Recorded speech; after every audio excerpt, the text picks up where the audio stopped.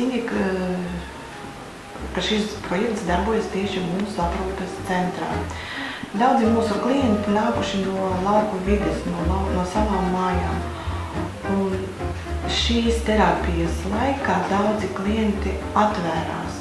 Neteiksim varbūt, ka tieši uzlaboja to veselības stāvokli, bet viņu psihiskā nostādne, varbūt viņi palika atvērtāki, viņi sāka vairāk runāt, un, teiksim, viņi jau zina, pasaka nākamo datumu, kad viņi brauks, viņi jau gaida. Līdz ar to viņi vairāk komunicē savā starpā, vairāk komunicē ar mums, uzzinot, kad viņi nāks un kuri nāks tie sunīši, visus sunīšus vārdus zina.